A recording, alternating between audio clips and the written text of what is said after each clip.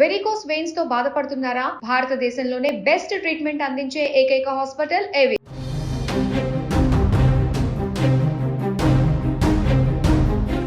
హైదరాబాద్ మీర్పేటలో భార్యని కిరాతకంగా ముక్కలు చేసిన ఘటన ఎంత సంచలనం సృష్టించిందో తెలిసిందే. అయితే ఇప్పుడు ఇలాంటి ఘోరమే ఉత్తరప్రదేశ్లోని మీరట్లో చోటు చేసుకుంది. అయితే ఇక్కడ భార్యనే భర్తని ముక్కలు ముక్కలుగా చేసింది.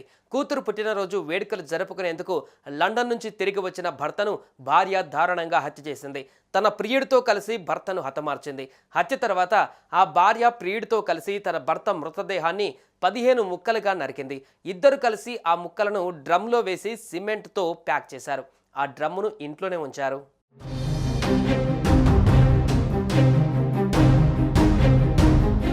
ఆరేళ్ల చిన్నారి తండ్రి హత్యను కల్లారా చూసింది.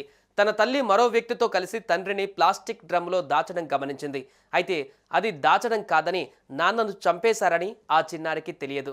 మీ నాన్న ఏరమ్మా అని అడిగిన చుట్టుపక్కల వాళ్లకు డ్రమ్ములో ఉన్నాడు అంటూ చెప్పింది. ఆ మాటల వెనుకున్న విషాదం తెలియక చిన్నపిల్ల ఏదో చెబుతుందని వారంతా అనుకున్నారు. కానీ నిజంగానే పాప తండ్రి నిర్జీవంగా మారి డ్రమ్ములో సమాధి అయ్యాడని వారు ఊహించలేకపోయారు.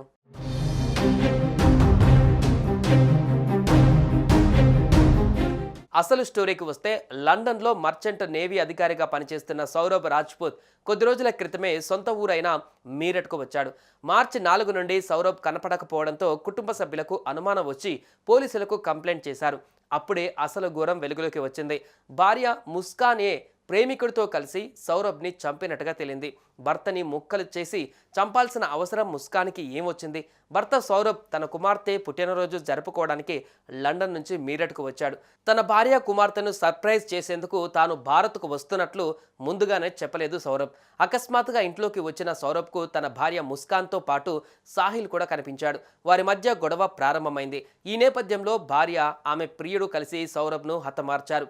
సౌరభ్ ఫోన్ నుంచి ముస్కాన్ మెసేజ్లు పంపుతుండేది. కుటుంబీకులకు ఎవ్వరికీ అనుమానం రాలేదు.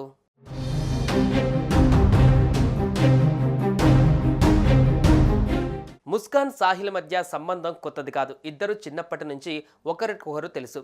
కలిసి ఆడుకున్నారు, కలిసి చదువుకున్నారు. వారిద్దరూ బ్రహ్మపురిలోని వివేకానంద పాఠశాలలో 8వ తరగతి వరకు కలిసి చదువుకున్నారు. తర్వాత వారు పాఠశాలలు మార్చుకున్నారు. వారి దారులు విడిపోయాయి. ఇక వారి జీవితాలు ముందుకు సాగాయి. అయితే ఏళ్ల తర్వాత సోషల్ మీడియా వాళ్ళని మళ్ళీ ఒక చోట చేర్చింది. వారి పాత స్కూల్ ఫ్రెండ్స్ ఒక వాట్సాప్ గ్రూప్ని క్రియేట్ చేశారు. అందులో ముస్కాన్, సాహిల్ కూడా చేరారు. ఆ గ్రూప్లో చర్చ మొదలైంది. అది పర్సనల్ చాట్గా మారింది. ముస్కాన్ వివాహం చేసుకుంది. కానీ ఆమె భర్త సౌరభ్ లండన్ వెళ్ళాడు. ముస్కాన్ ఇక్కడ ఒంటరిగా ఉంటుంది. ఇంతలో సాహిల్తో ఆమె సాన్నిహిత్యం బాగా పెరిగింది.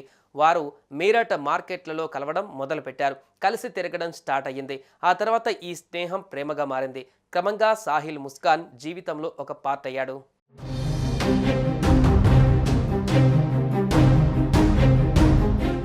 సాహిల్ ఫైనాన్షియల్గా ఇబ్బందులో ఉండడంతో ముస్కాన్ అతని ఖర్చులకి డబ్బులు కూడా ఇచ్చేది. అలా లండన్ నుండి సౌరభ్ పంపిన డబ్బును ఆమె సాహిల్కి ఇచ్చేది. సౌరభ్ 24 ఫిబ్రవరి 2025న లండన్ నుండి మీరట్కు తిరిగి వచ్చాడు. ఈ క్రమంలో సౌరభ్ను హత్య చేయడానికి పథకం వేశారు. పథకం ప్రకారం ముస్కాన్ ఓ మెడికల్ స్టోర్ నుంచి మత్తుమందును కొన్నారు. సాహిల్ పదునైన కత్తిని కొన్నాడు. ఫిబ్రవరి 26న రాత్రి ముస్కాన్ మత్తుమందు ఇచ్చి స్పృహ కోల్పోయేలా చేశారు. ఆ తర్వాత సాహిల్ కత్తితో దారుణంగా హత్య చేశాడు. కానీ అప్పుడే వాళ్ళకి అసలు సమస్య మొదలైంది. మృతదేహాన్ని ఎలా మాయం చేయాలి?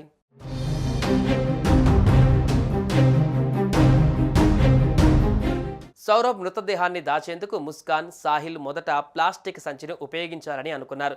కానీ బాడీ బ్యాగ్లో సరిపోకపోవడంతో మరో ఉపాయాన్ని ఆలోచించారు. ముస్కాన్ ఘంటాఘర్ నుండి ఒక పెద్ద బ్లూ కవర్ ప్లాస్టిక్ డ్రమ్ కొని అందులో మృతదేహాన్ని పెట్టాలని ప్లాన్ చేశాడు. ఇది కాకుండా మృతదేహాన్ని పూర్తిగా దాచడానికి వీలుగా సిమెంట్, ఇసుకలను కూడా కొన్నారు. ఇక ఆ తర్వాత ఇద్దరు డెడ్ బాడీని ముక్కలుగా కట్ చేసి డ్రమ్లో నింపి దానిపైన సిమెంట్ ద్రావణాన్ని పోశారు. దీని తర్వాత వారిద్దరూ సిమ్లా, ముస్సోరీలను సందర్శించడానికి వెళ్లారు.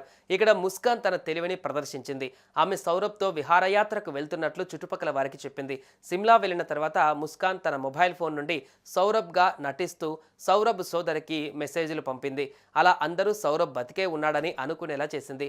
కొడుకు కనిపించడం లేదంటూ సౌరభ్ తల్లిదండ్రులు ఫిర్యాదు చేయడంతో హత్య విషయం బయటపడింది. సౌరభ్ భార్య ముస్తాన్ రస్తోగి, ఆమె ప్రియుడు సాహిల్లను పోలీసులు అదుపులోకి తీసుకొని విచారిస్తున్నారు.